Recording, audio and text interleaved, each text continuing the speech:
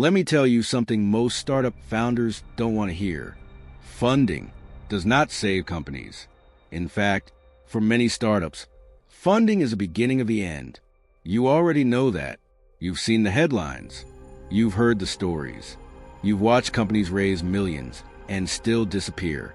But today's video is not about those companies. This is about the other group, the ones that raised money and didn't implode, the ones that survived, while everyone else burned cash and vanished. Because here's the uncomfortable truth. The difference between failed startups and surviving startups is not luck, it's not timing, it's not even the idea. It's how they behaved after the money arrived. And almost nobody talks about that part. So in this video, I'm going to break down exactly what successful funded startups do differently. Not theory, not motivation, actual behavioral patterns, mental shifts, operational decisions. And once you see it, you'll never look at funding the same way again. Stay with me. The moment funding hits a startup's bank account, everything changes. Not the product, not the market, the people. Founders feel validated. Teams feel protected. Pressure feels reduced. And this is where most startups silently start dying, because survival stage discipline gets replaced with growth stage fantasy. The startups that survive funding understand one brutal truth. Money does not remove urgency. It multiplies consequences. They don't relax. They don't celebrate for too long. They immediately ask one question. How do we make this money disappear as slowly as possible, while learning as fast as possible? That mindset alone separates them from 80% of funded startups. Failing startups treat burn rate like a number. Surviving startups treat burn rate like a clock. Every dollar burned is time removed from the future. The startups that make it do something boring but powerful. They build systems before they scale teams. They delay hiring. They delay offices. They delay nice-to-have tools. They stretch runway on purpose, because runway equals optionality, and optionality is survival. They know this. You don't win by growing fast. You win by not dying early. Here's a quiet killer most people miss. Scaling a broken process does not fix it. It amplifies it. Failed startups hire fast, while still confused. Surviving startups slow down until clarity appears. They ask, do we know exactly who our customer is? Do we know why they buy? Do we know what problem we truly solve? If the answer is unclear, they do not scale, because scaling confusion is one of the fastest ways to burn millions. They treat clarity as a prerequisite, not a luxury. This part is critical. Failed startups start listening upward, to investors, to advisors, to Twitter, to hype. Surviving startups stay listening downward, to customers, to users, to behavior, to data.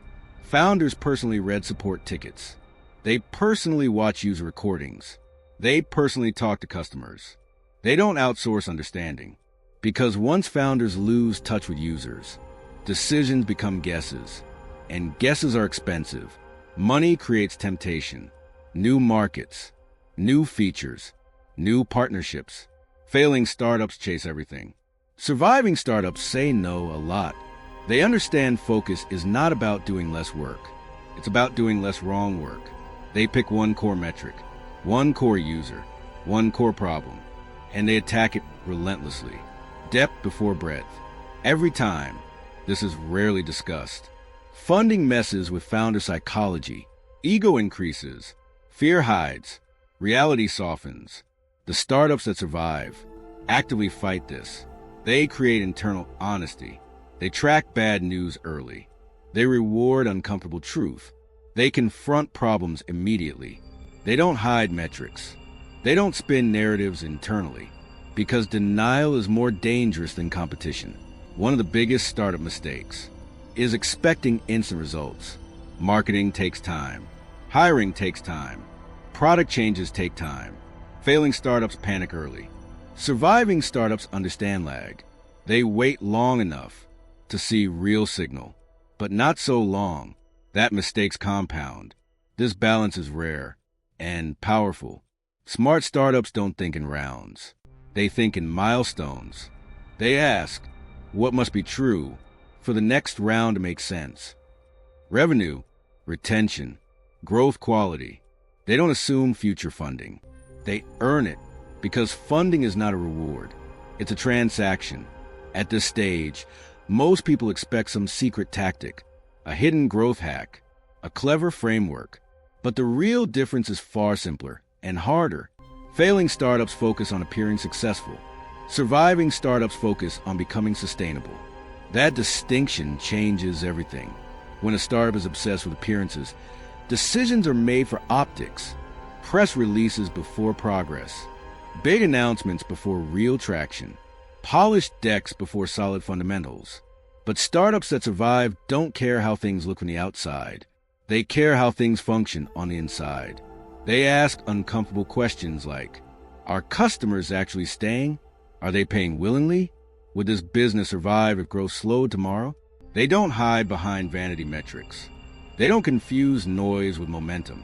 Instead of chasing applause, they chase stability. Instead of chasing attention, they chase repeat behavior. And this mindset creates something powerful. Calm, not laziness, not complacency, but grounded confidence. When problems show up, and they always do, these teams don't panic. They've built muscles for reality.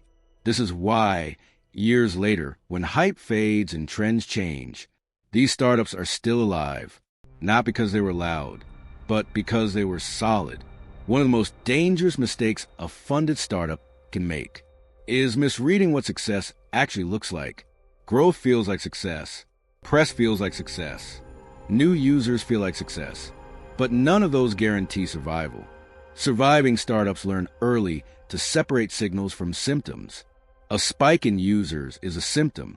Retention is a signal. High traffic is a symptom. Repeat usage is a signal. Investor excitement is a symptom. Customer willingness to pay again is a signal. The startups that fail often chase symptoms because they're visible. They look impressive in reports. They sound good in meetings. But the startups that survive train themselves to look deeper. They track boring metrics. They obsess over small percentages. They celebrate things like reduced churn, shorter onboarding time, faster customer feedback loops. These aren't glamorous wins, but they compound. And over time, those quiet improvements create something unbeatable. A business that works even when attention disappears. Failure doesn't destroy startups. Ignoring failure does. The startups that survive don't pretend things are fine. They don't delay bad conversations.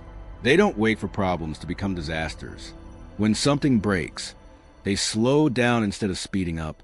They investigate instead of reacting. They ask, what failed exactly? Why did it fail? What assumption was wrong? There's no blame culture. No ego defense, just learning. And here's the key difference. They fail small and early, not big and late. They run experiments instead of gambles. They test before committing. They validate before expanding. This approach doesn't eliminate failure. It makes failure useful. Each mistake becomes data. Each loss becomes direction. That's how they move forward without bleeding out.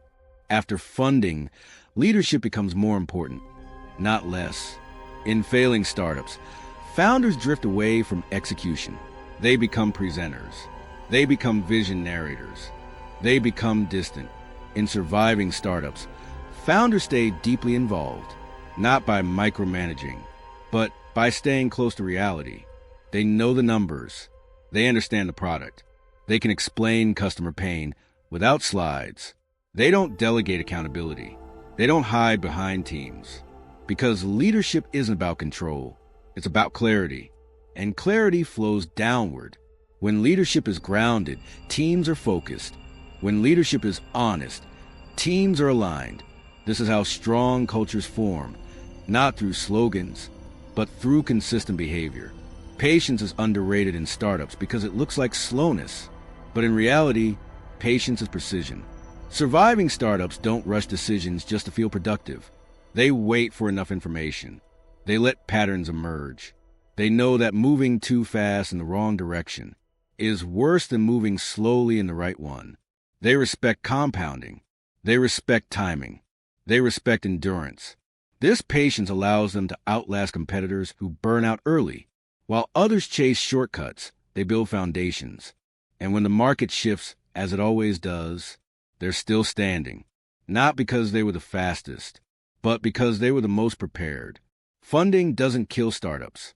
Behavior does. And now you know what the survivors do differently. If this video changed how you think about startups, don't forget to like, subscribe, and share. Because the truth is simple. Money doesn't build companies. People do.